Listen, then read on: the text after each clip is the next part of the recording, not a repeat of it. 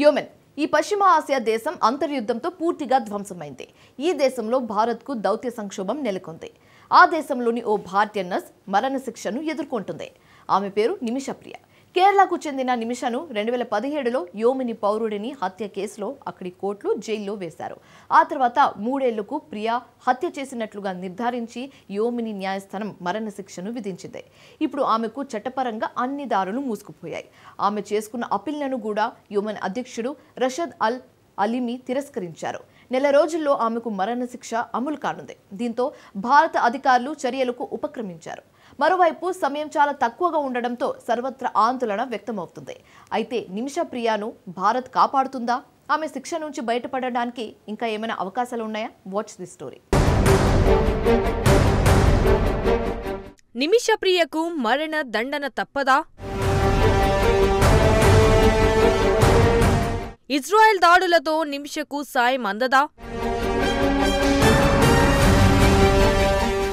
నిమిషను విడిపించేందుకు భారత్ ఏం చేస్తోంది? 2008వ సంవత్సరం కేరళలో నర్సు డిగ్రీ అందుకున్నది నిమిషప్రియ. కుటుంబం పేదరికం కారణంగా మెరుగైన అవకాశాల కోసం యెమెన్కు వెళ్లి పనిచేయాలని భావించింది. అదే సంవత్సరం యెమెన్ రాజధాని సనాకు ప్రియ వెళ్లింది. సనాలోని పలు ఆసుపత్రుల్లో 6 ఏళ్ల పాటు పనిచేసి తల్లిదండ్రులకు అండగా నిలిచింది. తల్లిదండ్రులు రోజువారీ కూలీలు కావడంతో నిమిష సంపాదనపైనే ఆధారపడ్డారు. 2011లో నిమిష కేరళకు వచ్చి థామస్ అనే వ్యక్తిని పెళ్లి చేసుకుంది. 2014లో తిరిగి భర్త, కూతురితో కలిసి యెమెన్కు వెళ్లారు. అయితే అరకొర సంపాదన కారణంగా నిమిష కుటుంబం ఆర్థిక ఇబ్బందులను ఎదుర్కొంది. దీంతో భర్త, కూతురిని కొద్ది రోజుల్లోనే స్వదేశానికి వచ్చేశారు. నిమిష మాత్రం అక్కడే ఉండిపోయింది. నర్సుగా ఉద్యోగం చేస్తే అధికంగా సంపాదించలేమని భావించింది. అందుకే సొంతగా సనాలోని క్లినిక్ ను తెరవాలని నిర్ణయించుకుంది. ఈ నిర్ణయమే ఆమె పాలిట పీడకలగా మారింది. యెమెన్ చట్టాల ప్రకారం స్థానికంగా వ్యాపారం నిర్వహించాలన్నా, సంస్థను ప్రారంభించాలన్నా యెమెనీ పౌరుల భాగస్వామ్యం తప్పనిసరిగా ఉండాల్సిందే. ఈ నేపథ్యంలోనే తలాల్ అదీబ్ మొహదీ అనే వ్యక్తిని తన వ్యాపార భాగస్వామిగా చేసుకుని అల్-అమన్ మెడికల్ కౌన్సిల్ సెంటర్ను ప్రారంభించింది.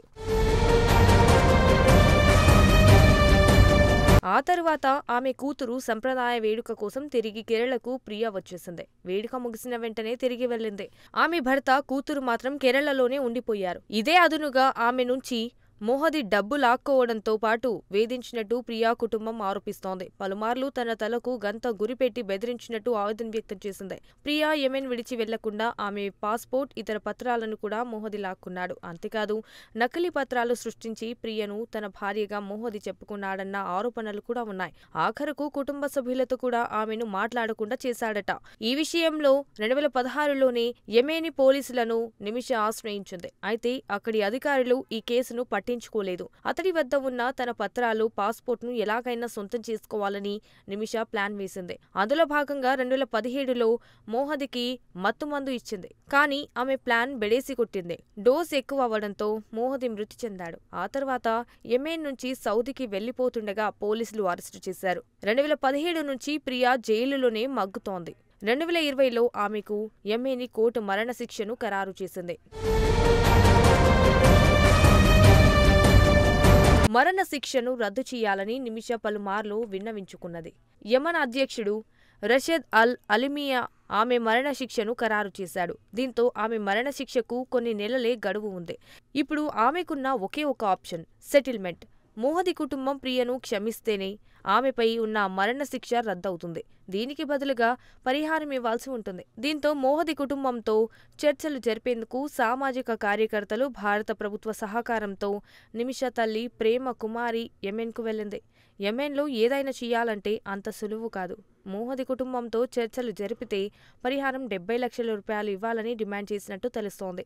అయితే ఈ పరిహారాన్ని కొంత తగ్గించాలని తలాల్ కుటుంబాన్ని నిమిష తల్లి ప్రేమ కుమారి కోరినా ఒప్పుకోలేదు. ఆ తర్వాత యెమెన్లోని ఓ భారతీయ స్వచ్ఛంద సంస్థ సేవ్ నిమిషప్రియ పేరుతో ప్రత్యేక విరాళాలను సేకరిస్తోంది. నిమిష విడుదలకు అన్ని విధాలా సహకరిస్తోంది. ఆ దేశంలో నెలకొన్న అంతర్యుద్ధం కారణంగా న్యాయ వ్యవస్థ దెబ్బతిన్నది. దీంతో ఎవరితో చర్చించాలో కూడా తెలియని పరిస్థితులు నెలకొన్నాయి.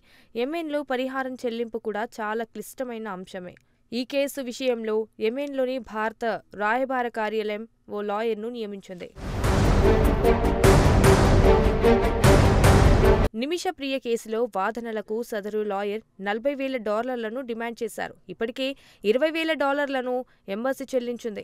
వాదనలను కొనసాగించాలంటే మొత్తం చెల్లించాలని లాయర్ డిమాండ్ చేస్తున్నాడు. యెమెన్లో నెలకొన్న అత్యంత దారుణమైన పరిస్థితులకు ఈ లాయరే నిదర్శనం. ఇదిలా ఉంటే యెమెన్కు భారత్కు మధ్య శతాబ్దాలుగా చారిత్రక, సాంస్కృతిక సంబంధాలు ఉన్నాయి. బ్రిటిషర్ల నుంచి స్వాతంత్ర్యం కోసం యెమెన్ జరిపిన పోరాటానికి భారత్ మద్దతిచ్చింది. 2015లో యెమెన్లో అంతర్యుద్ధం మొదలవ్వడంతో ఆ దేశంలో పరిస్థితులు పూర్తిగా మారిపోయాయి. ఆ సమయంలోనే యెమెన్ పర్యటనలను భారత్ రద్దు చేసింది. యెమెన్లో ఉన్న భారతీయ పౌరులను పెద్ద ఎత్తున స్వదేశానికి ఢిల్లీ తరలించింది.